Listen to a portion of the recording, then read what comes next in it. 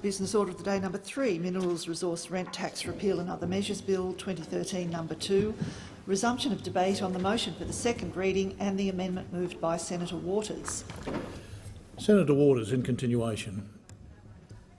Mr President, and I rise to continue my remarks against the Mineral Resources Rent Tax Repeal Bill, which I began last night. Now, as I mentioned last night, the Senate's already rejected this bill once, but because the coal lobby continues to call the shots in this place, here we are again. And it continues to boggle my mind that we have a government that claims that we're in a budget crisis and yet is axing what, if fixed, could be a revenue-raising measure. Only this government would bring down the harshest and most unfair budget in living memory and simultaneously give a tax break to the big mining companies. That's why last night the Greens moved a second reading amendment to this bill to highlight one of the worst inequities of the planned abolition of the mining tax, and that is the abolition of the low-income super contribution, which, as I spelled out last night, would affect 1 in 3 Australian workers and which would affect 1 in 2 women and 80% of women who work on a part-time or casual basis. Now, we know that this government cares naught for the needs of the vulnerable, but why are they hiding the abolition of this low-income super contribution in the mining tax bill? Let's bring it out into the open. Let's have a debate on whether we think it's okay as a parliamentary chamber to make it harder for women to retire with financial security. I also challenge this government to justify how they can give a tax break to the world's largest companies after they've delivered or seek to deliver the cruelest budget that is hurting ordinary Australians. Why would this government go down such a wrong-headed path? Is it just ideology? Well, perhaps, but I actually think it's more stark than that. The priorities of this government is exemplified and summed up in an exchange that was leaked to the media concerning another cave-in to mining companies. When the federal government was earlier considering scrapping the multi-billion-dollar diesel tax rebate paid to mining companies, a senior Liberal was reported to have said that it was never really on the agenda because, quote, Gina and Twiggy would have been coming after us. Well, a more apt reminder of who calls the shots could not be wished for. Overseas mining companies are ripping us. You have the call, Senator Waters. Overseas mining companies are ripping ordinary Australians off, and this government is letting it happen. And let's be honest, that's how this tax was designed. It was designed to fail because the mining companies wrote it that way. After an advertising campaign which toppled a Prime Minister and shredded the resource super profits tax, the big mining companies actually got to write their own tax rules. Now, if individuals got to write their own tax rules, the country wouldn't have any money. So those lobbying efforts by the big end of town, the big miners, of course, changed the rate of tax from the original proposal of 40% down to an effective 22.5%. Pretty good return on investment with that one. They, of course, changed the minerals to which the tax applied to just coal and iron ore, not uranium, not gold, not other minerals. And the royalty rebate, the rebating of future increases to state royalties, is perhaps the worst example of a total lark. This allowed the merit revenue to be eroded by state governments, and the Greens had a bill to correct that, but sadly we received absolutely no support. Now, the Henry Tax Review had recommended replacing royalties with a profits-based tax, but that was considered a second-best option, crediting companies for royalties paid. But only if those royalty regimes were fixed at a particular point in time to ensure, obviously, that the Australian government then just didn't automatically refund royalty increases. Well, surprise, surprise, because of that massive loophole, we had Western Australia, New South Wales, Queensland, South Australia and Tas up their royalties, leaving the Commonwealth rebating the mining companies for that increase. What an absolute farce. The Parliamentary Budget Office costed the Greens' proposal to limit those royalty rebates to a fixed point in time, the 1st of July 2011. They costed that at a total of $2.2 billion over the forward estimates. But sadly, because both of the big parties are in the pocket of the mining industry, this loophole remained on the books. And as we know, the mining tax barely raised a dime. The other affronting aspect to the design of this tax is, of course, depreciation, whereby the mining companies can price their assets using today's inflated market prices, market values, and then claim massive annual deductions under that amount, not what they actually spent on capital investment.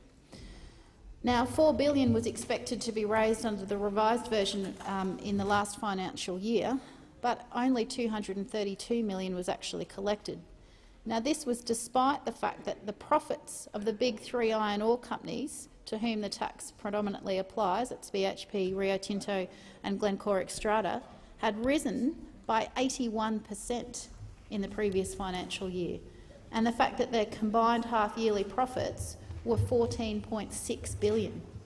So when you have half-yearly profits of Rio at $6.4 billion and BHP's at $6.5 billion, you've got to wonder, if they're not super profits, what on earth are? And sadly, as we should all know, most of those profits are shipped offshore. Only 1/5 of the industry's huge profits accrue to Australians through dividends. And even then, direct ownership of shares, of course, only benefits those with enough discretionary income to actually invest. Clearly, there have been some winners from the mining boom, and the most notable of that are the shareholders of the companies doing the mining.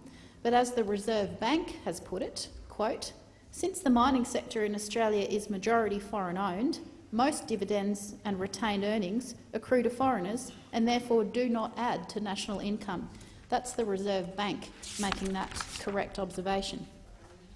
And those big profits which flow offshore, of course, don't equate to more jobs for Australians.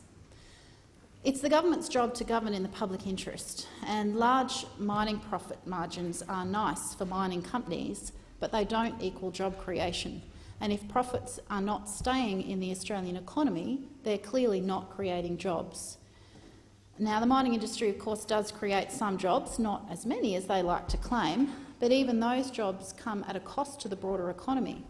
The Australian dollar, we all know, has become volatile due to the mining boom and due to the fact that it's been sustained at high levels for many years now.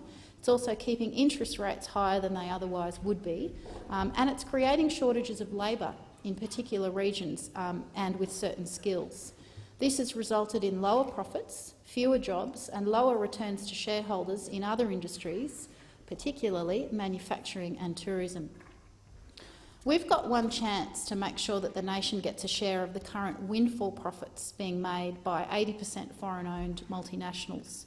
And that's why we've previously, and that's why we will again, seek to amend this bill to increase the rate of the mining tax back up to the original plan of 40% and to apply it to all minerals, not just iron ore and coal, to rebate those royalties that were in place at July 2011, so that the mining companies, not federal taxpayers, are responsible to pay any subsequent royalty hikes that the states impose, and to allow depreciation on the book value of the amounts actually spent on mining infrastructure only.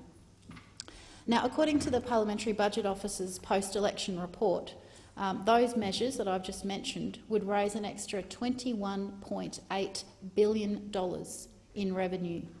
Now, we're told we're in a budget crisis. Gee, what could we do with $21.8 billion of revenue? Well, maybe we could stop inflicting damage on the most vulnerable Australians by cutting the services and supports that they rely on.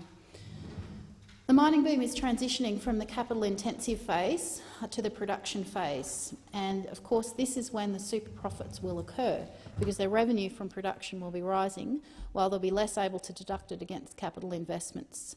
So we need to get the super profits tax in place before those super profits are shipped offshore to their 83% foreign investors. There was a poll earlier this year in January that found that a majority of Australians, 54%, believe that multinational mining companies do not pay enough tax. And that's because, clearly they don't, but also because people value the things and the services that a good government should provide, like keeping the low-income super contribution, as the Greens have moved an amendment to this bill, like keeping Medicare as a universal healthcare entitlement that a wealthy nation can provide to its citizens, not a $7 tax on the sick, which will increase pressure on hospitals. like keeping funding for education, even increasing it from early childhood right through to higher education, and of course funding those final 2 years of Gonski. Like properly addressing affordable housing rather than axing NRAS, like properly addressing homelessness, both of which of course are made worse by the mining boom and by fly-in, fly-out work. Like raising Newstart, for example, so that people actually have a chance to have the resources to get to that job interview and get back into employment.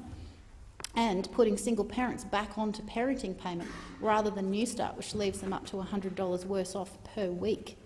Like funding childcare, so that there are more and more affordable childcare places for families and so that women have genuine choices. Like decent public transport, like dental health. The list goes on with what you could do with $21.8 billion were we to fix the loopholes in the mining tax rather than simply turfing it out because the big mining companies would like you to do so because they don't like paying any tax and they just like to write their own tax rules and would rather see this tax completely gone. Now, as countless economists have pointed out, most of the profits earned by Australia's mining industries flows to foreign shareholders. They're not spent in Australia, meaning that the mining industry adds surprisingly little to the domestic jobs market.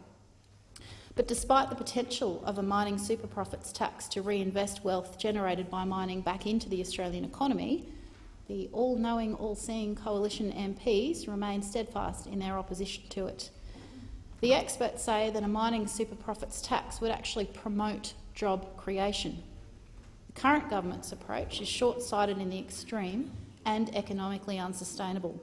Foreign-owned mining companies are damaging our national environment, they're selling our resources and they're leaving us very little in exchange. The least we can do is get a share of their super profits. The moguls who run the mining industry aren't putting the Australian public before their own personal interests. That's our job as representatives in the federal parliament, and we Greens will continue to fight for a fair share for the people of Australia of the resources that they themselves own. It's opposite to put these the proposed repeal of the mining tax and the potential $21.8 billion in revenue that could be raised if we were to fix up the mining tax in the context of the budget. Now, we know that only this government would seek to bring down the harshest budget in living memory while trying to give a tax break to the big mining companies. And we know that only this government would force young Australians to live with literally no money for 6 months just for the crime of being unemployed. How on earth they think that's going to help people get jobs, it completely eludes me and eludes any sense of logic. Only this government would decide to put a $7 tax on sick people who are trying to visit the doctor, when actually visiting the doctor saves the system money by detecting chronic disease at an earlier stage. Only this government would rip billions out of higher education and leave students with a lifetime of ever-increasing debt, which is now subject to a higher interest rate that compounds. This government wants to cut the aged pension, they want to cut education, they want to cut health, they want to cut assistance for apprentices, they want to cut funding to the disability support pension. And the largest single cut in the budget, I might add, was $7 billion from foreign aid over the forward estimates, for money going to lift the world's poorest people out of poverty. There are too many cuts to remember, let alone list, but they include cuts to legal aid for the disadvantaged, cuts to services in Indigenous communities, cuts to affordable housing, cuts to the ABC and SBS, cuts to scientific research, cuts to dental care, cuts to preventative health, the arts, renewable energy, and of course cuts to the natural environment by way of axing the Biodiversity Fund, reducing funds to land care and cutting natural resource management programs, and of course cutting the funding for the Great Barrier Reef Marine Park Authority. So in the very same breath as all of those cuts, this government is seeking to axe the carbon price paid by the big polluters, forgoing $18 billion over the forward estimates. They want to axe this mining tax and again forgo $21.8 billion from a mining tax if those loopholes were closed. And they want to cut the rate of corporate tax by 1.5%.